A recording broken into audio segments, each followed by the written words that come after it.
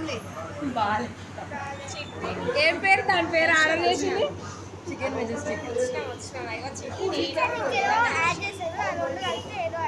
ఏదో అంటే ఏంటి దాని పేరు?